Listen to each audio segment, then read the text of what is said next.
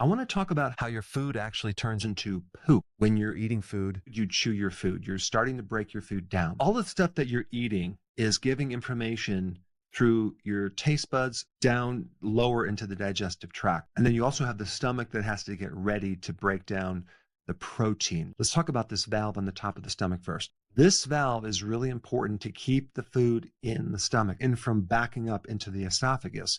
Because if that food backs up, you have something called acid reflux or heartburn. The real problem is the acid that you feel is just in the wrong location. It's in the esophagus or even a little bit higher when it should be in the stomach. The big mistake that people make is they start taking antacids, not realizing that they're going to start to neutralize acids in the stomach. And the more you dilute the stomach acids, the less that valve closes tightly. Instead, if you have any of these acid regurgitation problems, you should be taking more acid. It sounds counterintuitive, but it does work. You can do apple cider vinegar diluted because you don't want to take it straight because that's going to irritate your esophagus. But also you can take a really good remedy called betaine hydrochloride. And I have done videos on this, but you'd probably take 3 or 4 or 5 right before a meal. And you're not actually taking hydrochloric acid. You're taking something that turns into hydrochloric acid. And to really understand that a little bit deeper, the stomach acid should be between 1 and 3. That is like battery acid. That's super acidic. As we age, the acid dilutes and gets weaker. By the time you're 50, your stomach acid is 50% of what it was when you were 20. If that pH is not super acid, then we don't really absorb minerals as well as we should. In that situation, we have too much bacteria in the small intestine. 90% of all the digestion occurs in the small intestine. This is where you can also get leaky gut. And leaky gut can occur if you eat a lot of things that are damaging, especially in the areas of grains. Gluten can really create problems with that. Junk food, refined sugar, seed oils, all of these things can actually create leaky gut. And then we have enzymes within the small intestine that are helping you digest. Right at the point where the stomach releases its juices into the small intestine, pancreas also has to release something to neutralize all that stomach acid, or else it's going to burn a hole in your small intestine. How do you know that you don't have enough acid in your stomach? Indigestion. So you eat food and it's just like, wow, it's just not digesting. It's kind of sitting there, telling your pancreas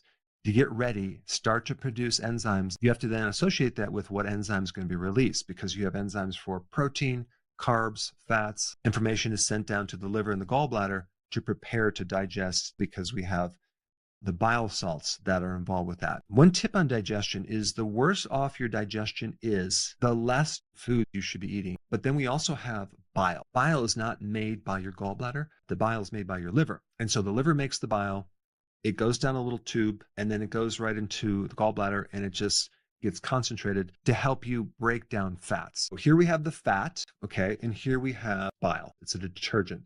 So we're going to pour it into the fat, shake it around a little bit. It helps you break down fat so you can extract the fat nutrients. Bile salts also kill off pathogens, bad bacteria in the small intestine. Your microbes actually make bile salts as well. When you become deficient in bile, you start getting bloating, burping, belching. Your vision becomes a problem. And something else happens too, gallstones. If you're eating more cholesterol, bile salts will help kind of get rid of that. The specific one I would recommend is called TUDCA. It's a very specialized type of bile salt that you take on an empty stomach. What these bile supplements do is they start to unclog the dam and just allow it to drain properly. It gives you a lot of relief. Let me just move right down to the large intestine. This is where something gets digested. You have trillions and trillions of microbes in your large intestine that are helping you break down this fiber through an interesting process of fermentation. We're feeding the microbes fiber, and then that's being converted into a type of fatty acid, which then feed the colon cells. And these trillions of microbes do so many wonderful things for you. They give you 80% of your immune system. They help you make neurotransmitters like serotonin, dopamine. Whatever's going on in your microbes down here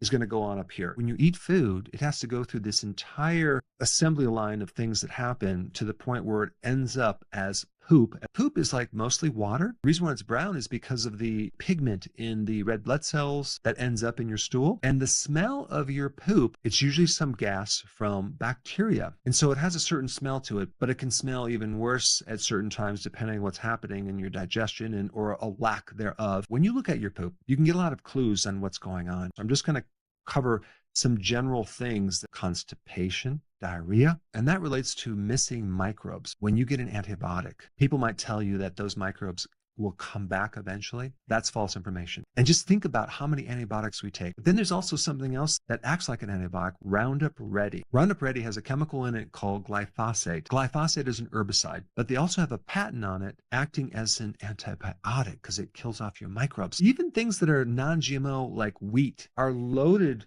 with glyphosate 3 times more than genetically modified foods like soybeans and corn, things like that. One safe way to avoid glyphosate is just to avoid anything connected with grains and start eating more organic foods because the glyphosate can really mess with your microbes. So eating fermented foods like sauerkraut, kimchi is really important, but also raw milk cheese is a really good one. I also did a video on how to make your own probiotic from a microbe called L. reuteri. It increases something called oxytocin. It makes you more social. It helps reduce stress. It helps your sleep. Another really important tip is to do intermittent fasting, because if you're eating too much and you're cramming all this food constantly, the poor digestive system never has a chance to clean out. Another thing that I think a lot of people are doing incorrectly is drinking these smoothies with kale and banana and pineapple, and you just start drinking those in the morning. Well, again, if you have leaky gut or inflammation, you're just going to create more bloating and inflammation because you're dumping too much fiber down there. Of course, I used to recommend it, and for some people, they would thrive on it because they needed that, but it's not a good overall recommendation for everyone. 90% of chronic disease is coming from your food, and most medications are treating the side effects of bad food. Thank you so much for watching, and I will see you in the next video. Hey, before you leave, I just wanted to give you a little quick history on some of the books that I wrote. This was one of the first books. It's called Dr. Berg Body Shapes. It was my attempt at writing about body types. What was very interesting about this book is I actually did all the images myself. Don't ask me why. They look actually not quite as professional as some of the images that I have in the new book. But anyway, this is my first attempt right here called Dr. Berg's Body Shape Diets.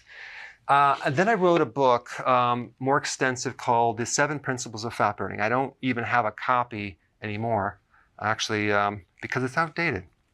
The next book, I put about 1,000 hours into this one right here called The New Body Type Guide. Major updates on the body types. I put a lot of energy into this.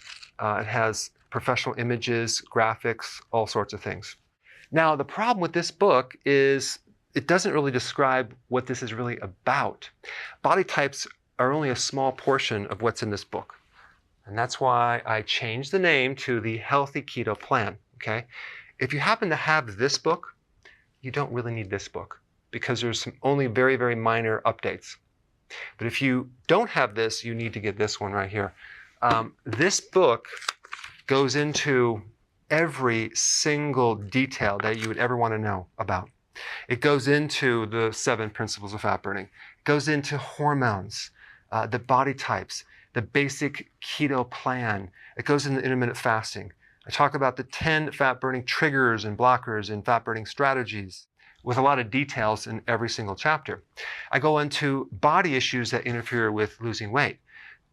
There's very few people that just have a weight problem. They have a lot of body issues, whether it's sleeping problems, stress problems, inflammation, menopause. I cover that extensively in this book. Then I talk about how to get rid of stress, and I show you a technique. Then I get into exercising. And then I have a lot of really good recipes in this book as well. So this is a good reference guide. On my website, if you get this book, you get this one free. It's called Healthy Keto and Intermittent Fasting. This is the shortcut, quick guide to this book. And the reason I created this book is to have you, within 45 minutes, learn how to do keto, okay, in intermittent fasting, exactly what you need to do. Then you can fill in the blanks with this book right here. So right now I'm doing a special. If you get this book, you get this one totally free, or you can go to Amazon and get these individually. So I just want to clarify the difference between this book and this updated one right here. If you don't have this, you need to get this right here. That way you can get the exact correct information to do it healthily.